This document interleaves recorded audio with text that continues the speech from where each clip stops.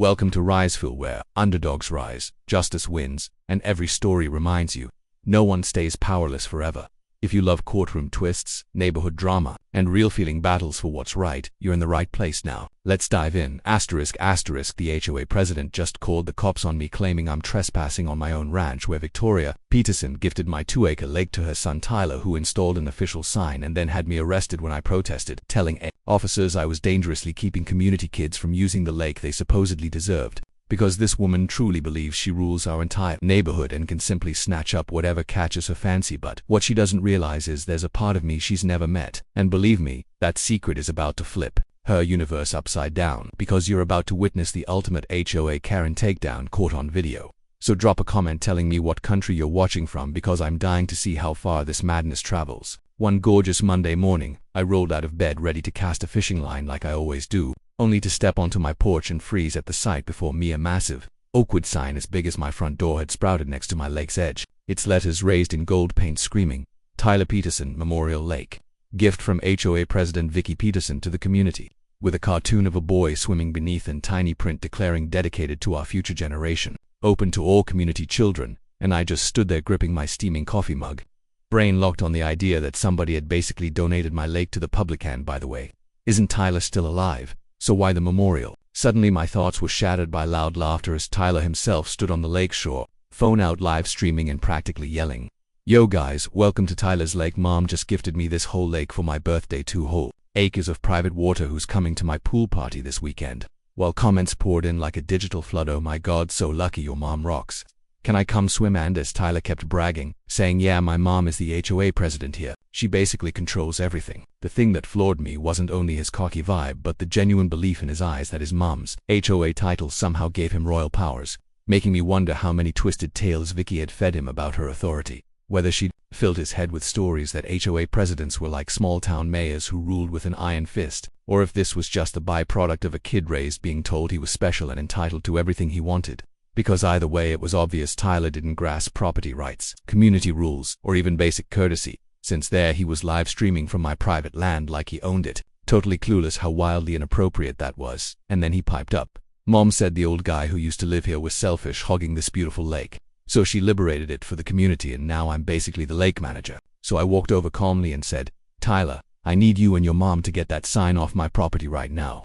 But Tyler glanced up, irritated that I'd interrupted his broadcast, and sneered, "Excuse me, who even are you?" So I replied, "I'm David Miller. I own this property, including the lake." And Tyler laughed in my face and spun back to his camera saying, "Guys, the old owner is here trying to cause drama. But don't worry, my mom sorted all the legal stuff." And while I stayed patient, insisting, "Tyler, this is private property. The sign has to come down immediately," Tyler dismissed me with a wave, insisting, "My mom's the HOA president. She controls everything. This lake is community property now. She has the power to do that." And his stream viewers egged him on, shouting things like, "Tell him, Tyler, old man needs to chill, HOA power." While I smiled slightly and said, "Really? That's interesting," which made Tyler double down, going, "Yeah, she explained something about eminent domain and community benefit. You can't stop progress, old man." And like she was summoned from thin air, Vicki Peterson emerged from a narrow path carrying a fake designer purse, wearing a crisp white shirt and navy blazer, her blonde bob styled to perfection, striding with the swagger of someone fresh off winning a lawsuit, as she called out, "Tyler, sweetie,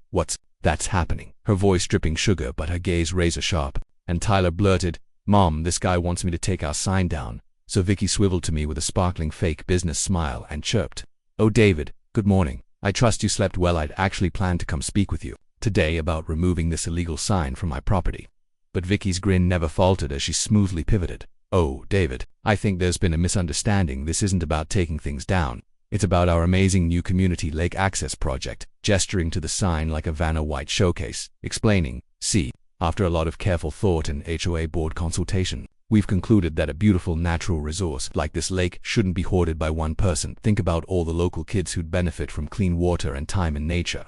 But I interrupted firmly, "This is my private property, Vicki." And Vicki tilted her head, her voice still honey-sweet though something dangerous flickered in her eyes, retorting, "David, HOA rules are quite complex. Property rights in a community like ours aren't as absolute as some people imagine." While Tyler jumped in excitedly, "Yeah, Mom explained everything. Community needs always come first." And Vicki patted Tyler's hair, cooing, "Exactly, sweetheart David.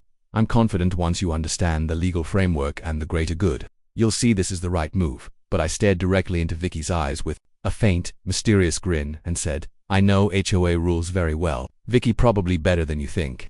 And for the first time her bright smile flickered with unease as she asked, Oh, are you a lawyer, David? And I replied, let's just say I've been involved with HOAs longer than you might realize, while clueless Tyler kept live streaming anyway, guys. Pool party Saturday, mom's making it official, and Vicky tried to collect herself, telling me, David, I genuinely hope we can resolve this peacefully. The community's already been notified about the lake access project, and it'd be unfortunate if one person's selfishness caused disruption for everyone. But I held my ground, stating evenly, take the sign down, Vicky, to which she snapped, I'm afraid that's impossible. The decision's been finalized through proper HOA channels. And I shot back, then we've got a problem. So Vicky glared at me, eyes cold and calculating, before pulling out her phone and shifting into a distressed voice as she dialed 911, saying, Yes, operator. I'd like to report a dangerous situation. There's an aggressive man here, threatening me and my son at our community lake project. He's stopping children from accessing water and making threatening gestures. While Tyler looked at her, confused, and mumbled, Mom, he didn't really threaten us. But Vicky covered the mic and hissed, Shut up, Tyler, then returned to the operator. Yes, we're behind the Miller property on Oakwood Drive. Please come quickly. I'm afraid for our safety. And within 10 minutes a police cruiser pulled up. Officer Martinez, a tall, Latino man with a neat mustache, stepped out and asked, Ma'am, what's the situation? And Vicky rushed over crying, Officer, thank goodness you're here. This man's been threatening us while we're trying to establish a community lake project that was legally approved by our HOA. So Officer Martinez turned to me and asked, Sir, can I see your ID and proof of property ownership? And I calmly handed over my driver's license and property deed, which Officer Martinez scrutinized before glancing at the sign and telling Vicky, Mom, this property and the lake clearly belong to Mr. Miller. Do you have any legal documentation authorizing the HOA to post signs on private land? And Vicky stammered, Well, the HOA has certain rights, community benefits. But Officer Martinez cut her off, saying, Unless you have valid legal paperwork, this sign is trespassing. Mr.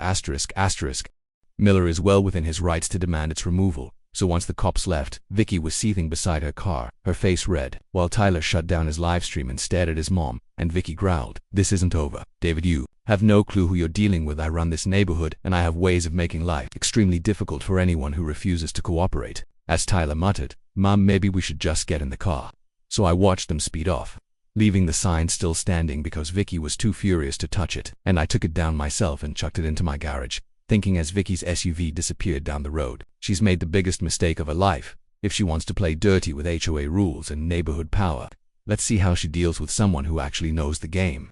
Because the loudest voice in the room isn't always the one who wins. Power without respect is nothing but noise, and when you come for the king, you'd better not miss. So I turned and looked out at the lake, whose surface had returned to glassy stillness, but underneath I knew a storm was brewing, and Vicky was about to learn she'd picked a fight with the absolute wrong guy. And now I'm asking you, what secret weapon do you think I have up my sleeve that could completely obliterate Vicky's reign of terror? Drop your guesses below, because the very next week my mailbox was bombarded daily with new HOA fine notices, each one in an official envelope stamped with Oakwood Community HOA letterhead, screaming violation, notice violation number 1, citing landscaping non-compliance, and slapping me with a $500 fine for so-called excessive wild vegetation around the lake, even though that wild vegetation was ancient oak and maple trees older than the HOA itself. Violation number 2 for noise ordinance breaches, because apparently the frogs, birds, and wildlife on my property were making too much racket, resulting in a $300 fine, and demands that I control animal noise, which was so absurd I almost choked laughing. And violation number 3, accusing me of creating an environmental hazard because the lake supposedly fostered mosquito breeding and unpleasant odors threatening neighboring homes, triggering an $800 fine and an order for immediate remediation. Each notice signed off with Victoria Peterson's fancy cursive as HOA president, complete with harsh deadlines ranging from 7 to 10 days. And meanwhile Tyler kept churning out social media posts flaunting his spoiled lifestyle, like daily video clips unboxing a $200 t-shirt bragging, Thanks Mom for the bigger allowance, or Instagram stories from motorcycle showrooms boasting, Picking out my new ride, Mom says I deserve it, or dancing by the public pool captioned, When your mom runs the whole neighborhood. And by Friday night I was sitting in my darkened kitchen, a mountain of violation letters spread across my table, staring at a total fine amount of $1,600 and counting, knowing attorney fees to fight back would cost even more than the fines themselves. And for the first time since buying my ranch, I genuinely felt overwhelmed, my phone resting beside the pile as I started Googling rural properties for sale, wondering if I should just sell the ranch and move somewhere without an HOA, because maybe peace of mind matters more than winning out of principle. while I gazed out the window at the moonlight glimmering off the lake that had become my sanctuary after years of battling stress in the tech world. This was the place where I rebuilt my entire life, and no way was I going to let one overreaching Karen destroy it. So when my phone buzzed and an email popped up from an unfamiliar address reading Charlotte Show, bookkeeper@gmail.com, with a message saying, "David, I need to meet you urgently. Something's terribly wrong with the HOA finances. Please don't tell anyone about this email." I felt both alarmed and curious. And by Saturday morning, Charlotte was sitting across from me in my cabin, a woman around 55 with graying hair, glasses, and the gentle air of a retired schoolteacher, her hands trembling around her coffee cup as she confessed, "David, I've been the bookkeeper for this HOA for 8 years, and I've never run into anything like what's happening with Vicky," glancing around nervously while explaining. "She's pressuring me to sign off on all these strange expenses just this month alone. She's asked for $30,000 supposedly for community improvements, but I don't see any actual improvements anywhere." And she opened a folder stuffed with paperwork and pointed out suspicious charges like lake cleanup consultation $8, community safety assessment $12,000, and landscaping emergency fund $10,000, whispering, "Are any of these real services? Because that's the problem, I can't tell. And every time I even question her, she threatens to report me for bookkeeping violations and says I could face prosecution." And her voice broke as she added, "I can't afford legal trouble. David, I need my retirement money, but I just can't keep this a secret anymore." So I asked gently, "What do you need from me?" And Charlotte leaned closer and revealed, she's planning a huge $50,000 expense next week labeled as the David Miller Property Lake Remediation Project, calling it an emergency to protect community health. And I felt my pulse spike because Vicky was now literally funneling HOA money to attack my private property. But what made it worse was when Charlotte told me, "I looked up the company listed for the work. It's owned by someone named Peterson, and I think it's one of Vicky's relatives." And I asked, "Charlotte, do you remember the budget manager role from when this HOA was first created?" And at first she looked blank, but then recognition flashed across her face and she said, "Oh my goodness, yes, I do remember that from the original founding documents. But nobody's brought it up in years. It was supposed to oversee all major expenses over $5. But the last president, Mr. Henderson, never used it because he believed in running things transparently and through community discussion." And she trailed off thoughtfully, admitting, "Actually, now that you bring it up, I remember being suspicious when Vicky suddenly started approving huge expenses without anyone's input. And I kept feeling like there should be someone responsible for oversight, but I couldn't remember the specifics. And honestly, I assumed that if Vicky sounded confident about her authority, she must know something I didn't, and I should have looked it up instead of just taking her word for it." And then she added, "Well, yes, technically there's a budget manager position in the founding charter, but nobody's exercised it for years. And I guess it just fell off the radar." So I gave her a slow grin and said, "Actually, Charlotte, about that position I need to show you something." And I led her into my home office, opened my filing cabinet, and pulled out a thick binder labeled HOA Incorporation Documents 2021, explaining, when this HOA was formed, the founding members had to elect officers for various roles, and most people avoided the dull financial positions, preferring things like architectural control. So I was elected as budget manager in the original charter, which gives me the authority to review and approve all expenditures over $5, and even freeze accounts pending investigations into suspicious activities. And Charlotte's eyes widened as she stared at the official seal and said, "Way to have had this power all along." And I nodded, telling her I never used it because previous HOA presidents were reasonable people and I preferred to stay in the background and let the community run itself. But Vicky has forced my hand. And Charlotte's voice quavered as she asked, "So you can stop the $50,000 expense?" And I smiled. "I can do even better than that because as budget manager, I can demand a full financial audit and freeze the HOA accounts for review, meaning every dollar Vicky's spent in the last 6 months will be examined." And Charlotte looked more hopeful than I'd seen her yet and asked, "When are you planning to do this?" And I said, "Vicky's going to try to push that $50 payment through at Monday's emergency HOA meeting." "Right." And when she confirmed, "Yes, 2 p.m., I said, "Perfectly, let her give her big speech and feel unstoppable. Then when she tries to execute the payment, that's when she learn her power has limits." And so that Monday at 7 p.m., the community center was overflowing with residents while Vicky stood at the front in a sleek business suit, hair immaculate, projecting total confidence as Tyler sat front row filming for social media. And she launched into her slideshow, warning everyone, "Residents, we face an environmental crisis. Standing water in the privately owned lake on Oakwood Drive is breeding mosquitoes, creating potential bacterial contamination and threatening property values." As she clicked through photos of the lake looking disgustingly murky thanks to color filters, along with fake testimonials about health hazards and a slick report demanding immediate remediation. And she dramatically announced the cost would be $50,000 for comprehensive cleanup, testing, and monitoring. But one woman raised her hand and said, That sounds really expensive. Can we get a second opinion? And Vicky's bright smile tightened as she insisted, this comes from expert analysis, and delaying could result in legal liability for our HOA if property values suffer, and eventually enough hesitant hands went up to approve the motion.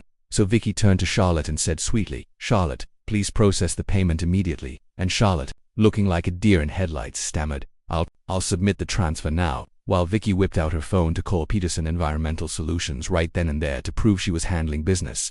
But as Charlotte tried to authorize the payment on her laptop, the screen flashed, transaction denied, account frozen pending review, and Charlotte blinked, saying, Mrs. Peterson, the transaction's being blocked, and Vicky, still trying to keep cool, snapped, it's just a glitch, try again. But even after carefully re-entering the info, Charlotte saw the same denial message, causing Vicky's confidence to start cracking as she hissed, let me call the bank. And she dialed and put it on speaker, proclaiming, this is Victoria Peterson, president of Oakwood Community, HOA. Why is my transaction being denied? And the bank rep calmly explained, ma'am, your account has been temporarily suspended pending review by your budget manager. And the entire room went dead silent while Vicky gasped, budget manager? Who's the budget manager? And the rep replied, according to our records, the budget manager for your HOA is David Miller. And in that instant, every head in the room pivoted to look at me as Vicky's voice cracked and she sputtered, that's impossible, I'm the president. But the bank rep continued, ma'am, the budget manager has legal override authority for any expenditures over $5,000.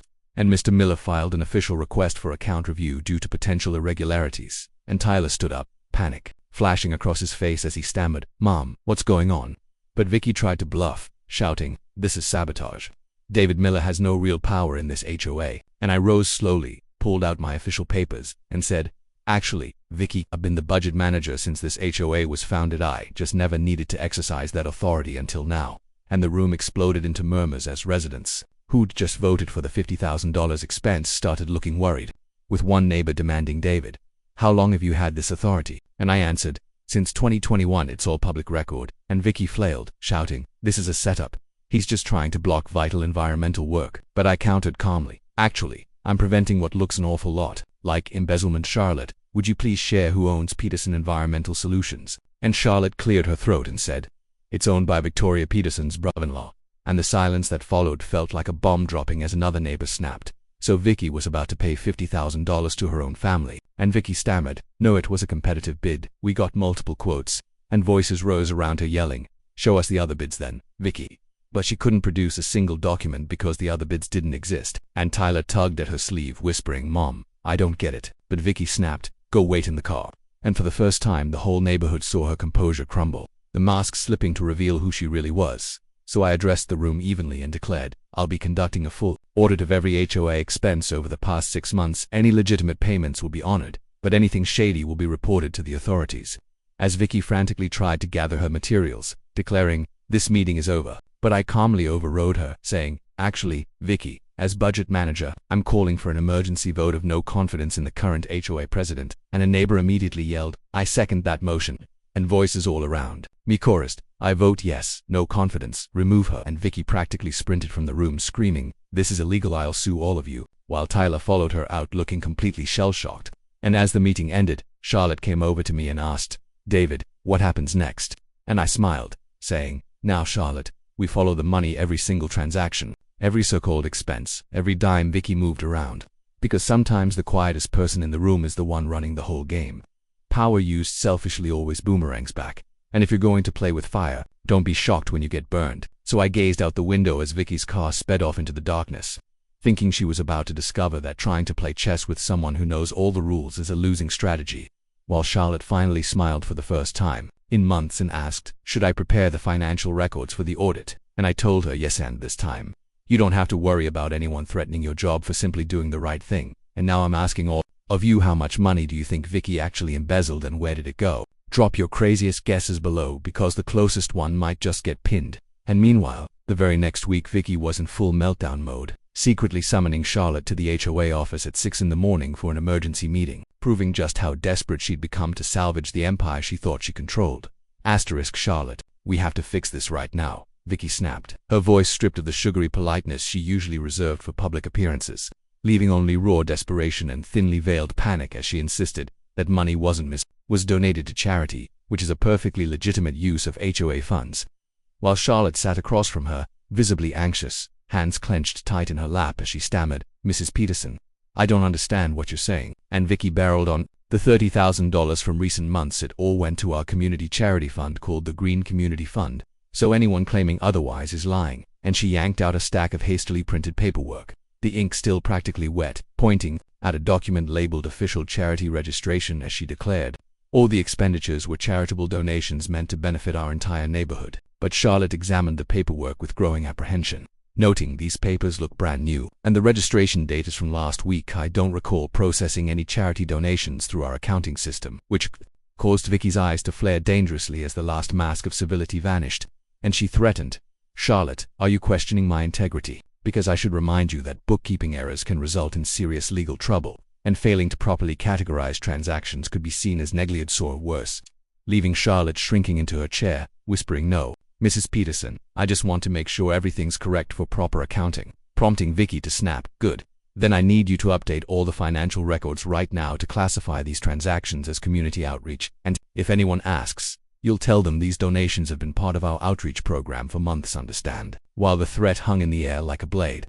And meanwhile, Tyler continued flaunting his blissfully ignorant luxury lifestyle on social media, utterly clueless about the storm gathering around his mother's criminal schemes, gleefully posting videos from motorcycle dealerships bragging, "Finally got my dream bike. Kawasaki Ninja Mom says I deserve it for helping with HOA stuff," or filming dance clips beside his pricey new motorcycle with captions like, "When your mom's the boss lady who takes care of her hard-working son," or showing off designer clothes over lavish restaurant dinners captioned, "Celebrating another successful week, thanks to mom's business success." His entire social media presence revealing a young man living far beyond any reasonable allowance. Every post, every boast, every flashy purchase becoming ammunition in the case building against him and his mother, until Saturday evening arrived and Vicky, rattled but determined, called an emergency community meeting at the center, where she'd poured days into crafting a slick presentation meant to justify her spending and regain control of the narrative.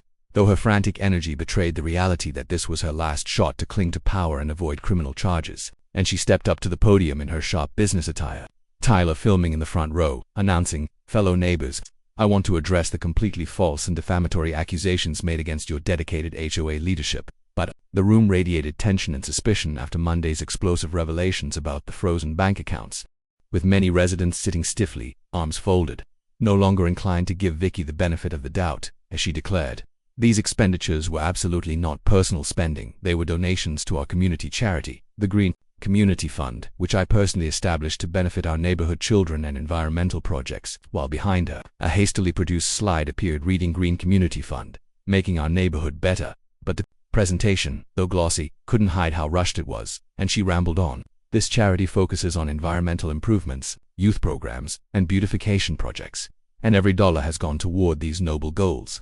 Yet a skeptical neighbor raised her hand and demanded, "Can you show us specific examples of what this charity has accomplished, what projects have been done?"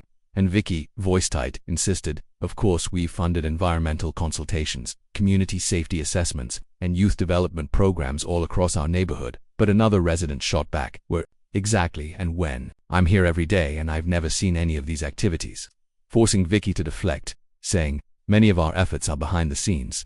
Real community work doesn't always involve public fanfare or visible construction." While Tyler awkwardly jumped in to support his mother, blurting, "Yeah, my mum does tons of charity stuff, tons and tons, she's always helping people." But the silence that followed made it painfully clear nobody was buying his rehearsed defense, and Vicky tried one last Hail Mary, declaring, "Furthermore, these accusations are not only false but defamatory and considering legal action against anyone spreading malicious lies about devoted community volunteers."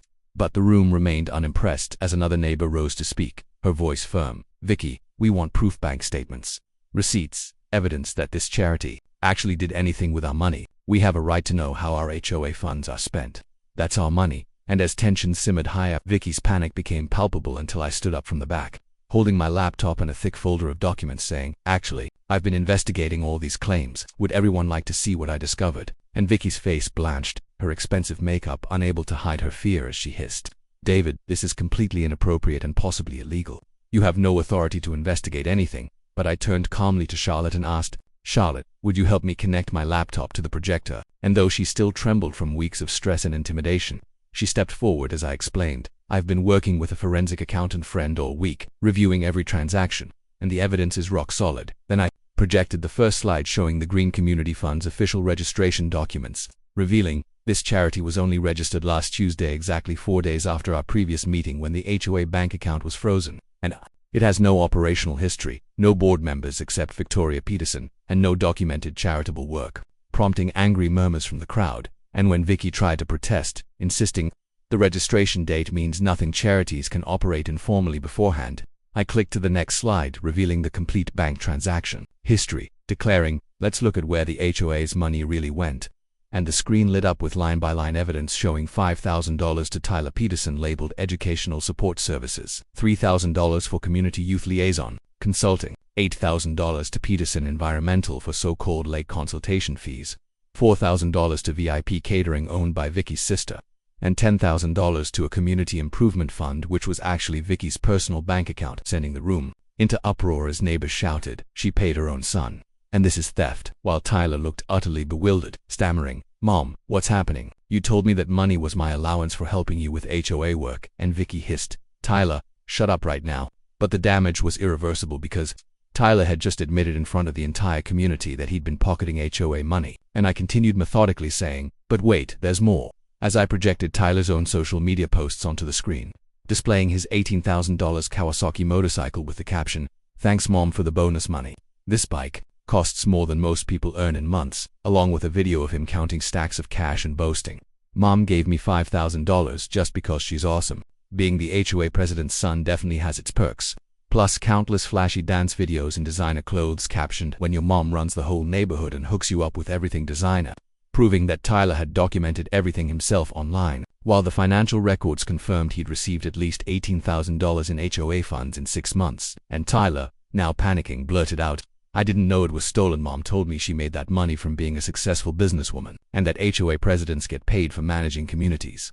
But a neighbor cut in sharply, stating, "The HOA president role is entirely volunteer. There's no salary, no consulting fees, no payments of any kind." And Tyler, his world crumbling, stared at his mother in shock, whispering, "Mom, you said you earned this money through your job," as Vicky tried one last desperate spin, insisting Tyler doesn't understand complex financial matters.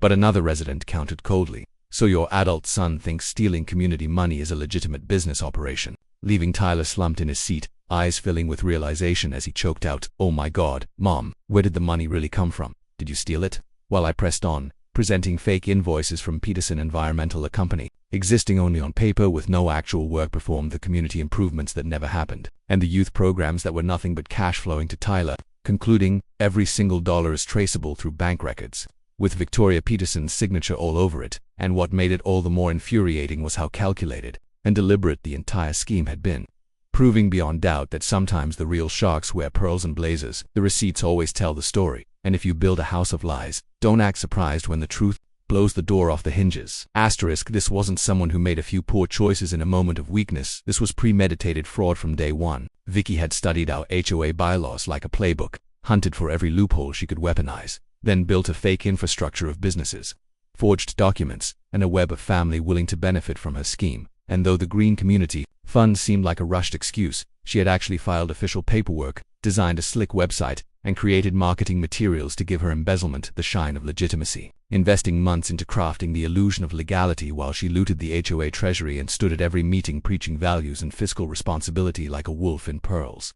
And the silence that followed was broken only by Tyler's quiet sobbing, the golden boy who'd live-streamed luxury, now crushed by the realization that his lifestyle had been funded by stolen money from the very neighbors he'd smiled at, while Vicky made one final desperate plea, shouting, "This is all lies. David's manipulating documents to get revenge over the lake issue." But I calmly pulled out my phone and played a crystal-clear audio recording of her voice threatening me, swearing she'd show me what happens to people who don't cooperate.